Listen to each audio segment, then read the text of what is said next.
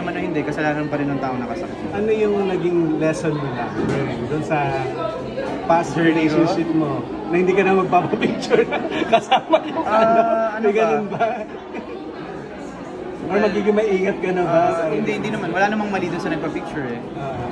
Hindi ko na pwede sisihin yung mga tao.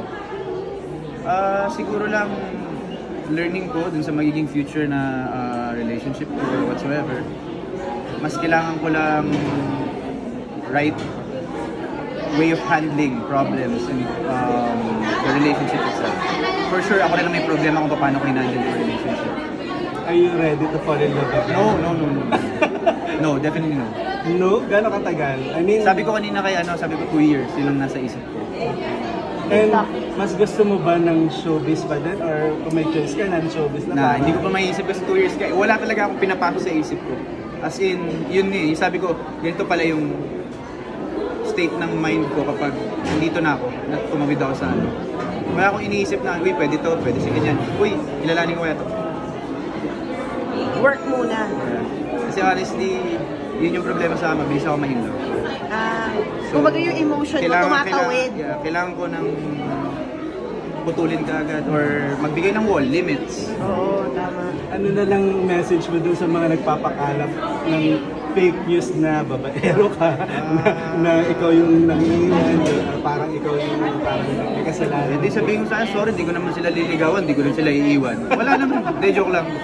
But, well, thank you. Thank you first of all dahil syempre, it means concern kayo dun sa mga taong naging part ng life ko. That's all I can say. And honestly, I just want to be happy and do what's best para sa taong gusto ko.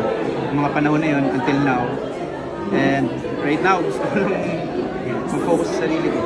Lahat ng mali ko, lahat ng Jerome, na-mention mo kanina mabilis ka ma-in love. Mahirap ka rin ba mag-move on? At paano ka nag-move on? Sorry, baka pwedeng ibigay nyo na sa akin dahil yung mga taong involved lang yung nakakaalam nun. Kasi ano ba? Kasi ako yung tipo ng tao malaki pasensya ko eh.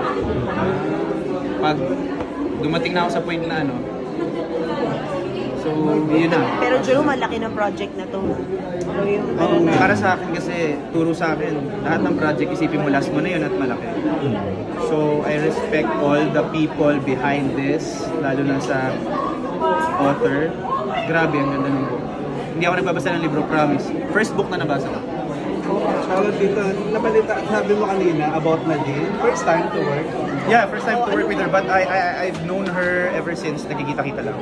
Anong project to? No. That's for ano eh. It's a horror. Sa amin for Amazon. Oh! Siyempre, ang role ko dun Psycho, mga ano kami, magkaiba kaming pamilya pero parehas kaming hired. Hindi naman hired, anak ng hired killer. So ayoko na i-spoil everything but working with her, kung yung itatanong nyo, she's so nice and she's so happy. Parang she loves the earth. Na parang wala siyang iba sinabi ko hindi about ang ganda ng ano. Earth.